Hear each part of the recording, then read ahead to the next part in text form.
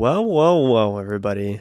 Might I say, we are in for a very, very interesting ride for this Horror Nights speculation season. Hey everybody, it's Scott from Explore and Attraction. Sorry, this is audio only. Have to get this up kind of quick, or at least film this a little bit quick. But welcome back to your stop for all things theme park and attraction related. If you guys are new here, consider subscribing down below with those bell notifications on so you never miss when we upload a video like the one that you're watching right now. You know, last night, Horror Night Nightmares put out a little bit of a teaser of their own, saying how Speculation Map version 2 was coming for both coasts, and if you don't know already, Horror Night Nightmares is usually about in the 90th percentile of accurate with their different speculation maps, and as the different versions come out, they start to get more and more accurate to the actual Horror Nights event lineups for both coasts. So there's a new Hollywood one and there's a new Orlando one, and if you haven't watched version 1 of our reaction and thoughts, I'll leave that link down below in the description so you can see how different they are compared to this one's map. But since we kicked off with Hollywood last time, let's kick off with Orlando. Now let's take a look at version 1 of the Orlando map, HHN 31, released on March 16th.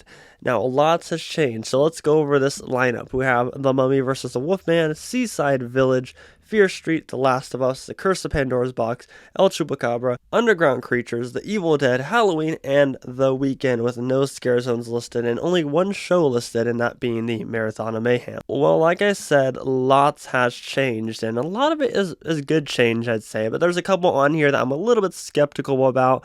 Like, I don't really know. I mean, let's not talk about the elephant in the room with BLUMHOUSE being right there, but we'll get into that right now a little bit later. Let's go over first individually my thoughts on each property / original house. First up, the biggest change on here is of course the Netflix property. Now, it was rumored before that it was going to be Fear Street, and personally, I just didn't feel like Fear Street would come to this year's event. There was no insider info on that I knew about. It was just I had this gut feeling that we weren't going to get Fear Street in Orlando, and that has since been replaced with Stranger Things. Now, obviously, they just released Stranger Things Season 4 trailer, and it's set to debut on May 27th, and 5 weeks later, the second volume. This is perfect for Orlando. They've done great Stranger Things houses in the past, unlike with Hollywood.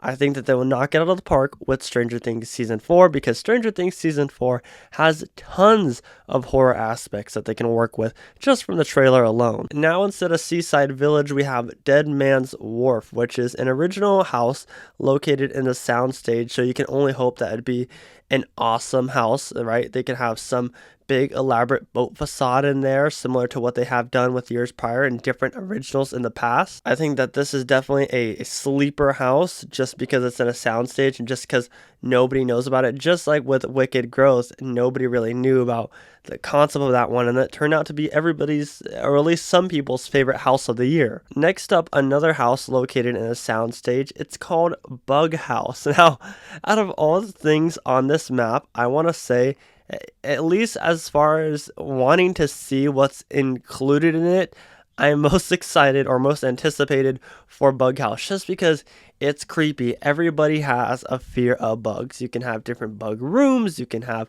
it's just terrifying. When you think of a bug house, I'm thinking of freaking, it's tough to be a bug at Animal Kingdom, Like, just turn that into a house, right? They're just stealing it from Disney. No, all jokes aside, though, I think that this has the potential to be a very, very good house and terrifying experience. I mean, what more explaining do I need to do about it? It's bugs and a full haunted house experience. Of course, we have Universal Monsters, The Mummy vs. the Wolfman, that has stayed the same. El Chupacabra, other than moving locations, has stayed the same. And then we go to, like I said, the elephant in the room, the horrors of BLUMHOUSE. Yes, we have seen the horrors of BLUMHOUSE at different years of the event in both Hollywood and Orlando.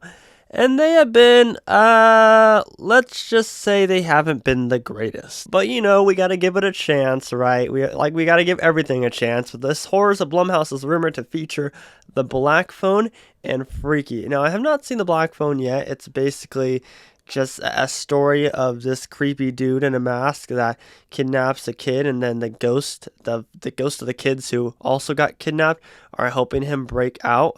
From the trailer, it doesn't look too terrifying, more than just like dramatic. And then you have Freaky, which was kind of a horror comedy similar to Happy Death Day. It had Vince Vaughn in it. And that one, I mean, yeah, it could work as a house as well, but this is just one of those throwaway houses, I feel, in my personal opinion. But, you know, here's not to say that it's going to be automatically a bad house. It could come out good. It could come out in the top 5. I'm just saying, from the horrors of Blumhouse houses / maze experiences in the past, they don't have a very good track record. We also have Underground Creatures, which has stayed the same on here. And now one that's got the whole community or Orlando community buzzing is The Wicked Growth #2. Everybody loved The Wicked Growth last year. Obviously, the Pumpkin Lord being at the end, and just the whole concept of the whole house was amazing. I mean, I didn't get to experience Wicked Growth last year, and everybody was talking about it, so I hope this is true since I get to experience the second version. I mean, I've got to walk through the first one, but at least I'll get to walk through the second one. I know that's, like I said, that's got the whole community buzzing, and that'll make the diehard fans extremely happy if The Wicked Growth 2 is an official house coming this year. And then you have Halloween and The Weeknd, both properties that we've seen on there in version 1 of the map. Still no word as to what Halloween installment it's going to be. We don't know if it's going to be one of the newer Halloweens or one of the older Halloweens. And then The Weeknd, obviously, we just know that it's The Weeknd, the artist, and a lot of people are still talking about how they don't want to see it, but, you know, I'll say my opinions for another video on that when it actually does get announced. At least I'm hoping it gets announced. Something new is it looks like there's going to be a show in the Fear Factor stage, and there is one scare zone listed, and that scare zone is Scarecrow. Now, I'm not sure if that will be themed around the house that they had in years prior, or themed around the maze that they're going to potentially have in Hollywood, but it is listed as a scare zone on there, and the rest are unknown at this moment. So with that, the Orlando map is now missing Seaside Village, which is just a different name for Dead Man's Wharf, I'm pretty sure, Fear Street, The Last of Us, Curse of Pandora's Box, and The Evil Dead. So 5 changes. That's half the lineup that they changed between version 1 and version 2 for HHN 31 at Universal Studios Florida. But now let's talk about the West Coast. Let's talk about Hollywood, which also had a whole bunch of changes. And, you know,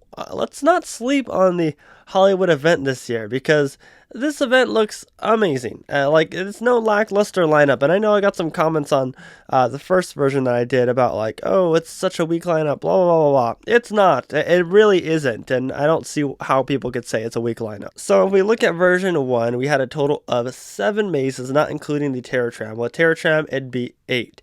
And those properties and originals included Universal Monsters, The Mummy, Killer Clowns from Outer Space, The Evil Dead, Nope, Scarecrow, La Llorona, The Weeknd, and of course Terror Tram, Hollywood Harry. And now let's look at version 2, where not only do we have a whole bunch of different properties, but we also have a new maze location, and one that I talked about in my just general Universal update that you can watch, you know, link in description, that I uploaded yesterday. And I was completely oblivious to as like that could work as a maze location. I just thought it was some random plot of land that they were clearing. But let's talk about the full lineup, right, for Hollywood.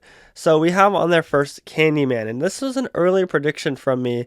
I want to say back in whenever I did my first speculation video on what I think realistically would come to this year's event in Hollywood, and Candyman was on there, obviously with the new movie, the original. Don't really know which one they based this off of, but this is rumored for the Waterworld queue where Evil Dead was originally rumored for. Since then, Evil Dead has moved to a different location, but Candyman, I would love to walk through a Candyman maze. I think that'd be awesome. I think it's been a long time coming, and it's something that the fans want, so I'm all for it. And you know, we mentioned the Evil Dead, and the Evil Dead's not scrapped from this. The Evil Dead actually got moved to the Walking Dead location, the Walking Dead building, and I think a lot of that's due to the fact that you could reuse a lot of the sets in The Walking Dead to kind of fit the theme of the Evil Dead, just like with the cabin and whatnot. Not really sure how they do it with the prison. I'm thinking more so the cabin area, and everything after that they'd have to obviously design the rest of their own maze for the Evil Dead.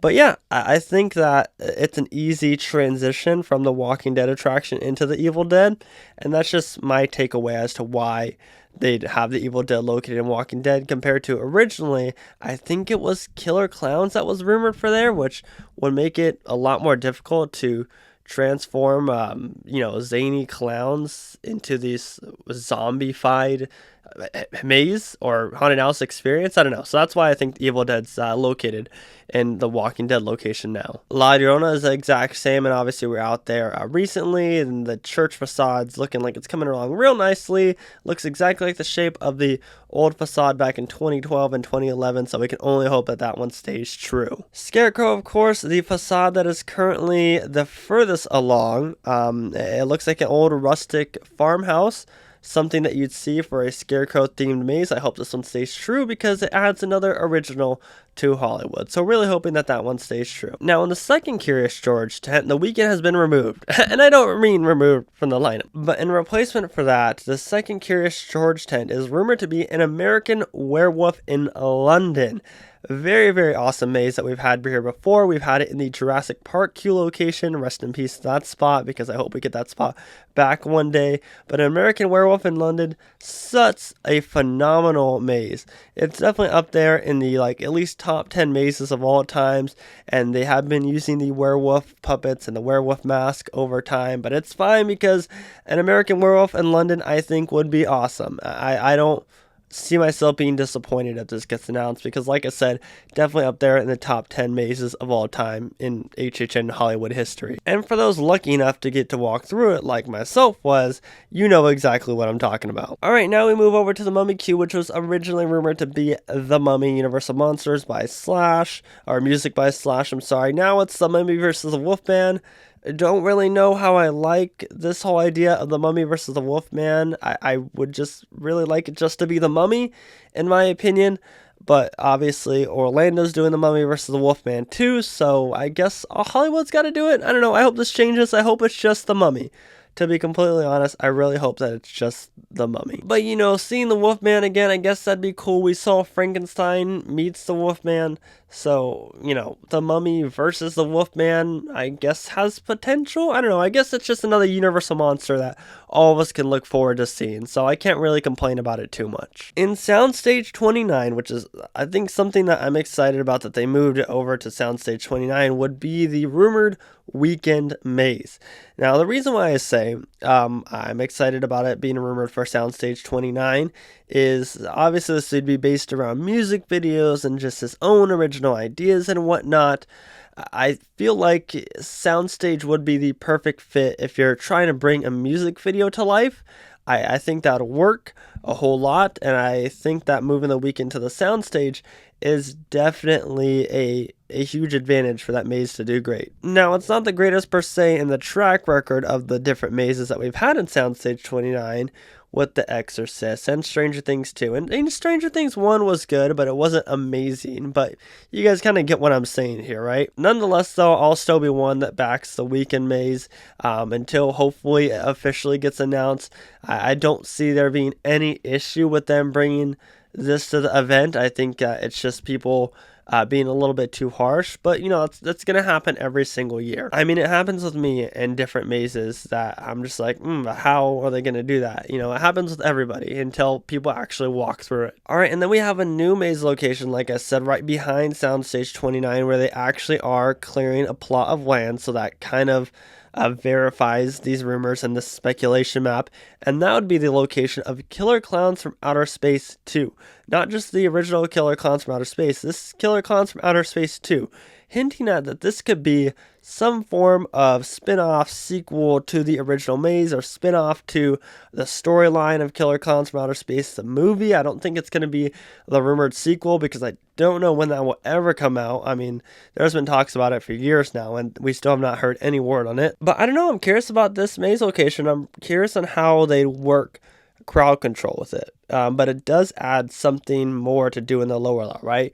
Beforehand, you just had two mazes. Now, if you put a third maze down there, it gives people more of a reason to go down the lower lot and expands the park blueprint a little bit more to where there's not tons of crowding all over the place. And then, of course, they have the Terror Tram. Hollywood Harry's rumored to come back as well. Now, there's still no scare zones. There's rumors for 3 scare zones, which would make sense because I feel like they'll never put a scare zone back in the lower lot just because it gets a little bit too crowded down there. The show's rumored still for Jabberwockies, and something that I noticed on this map, I don't know if it was on the last map either, but for last year's event, they actually had the Wizarding World of Harry Potter open, and that was to get to the 2 Curious George maze locations.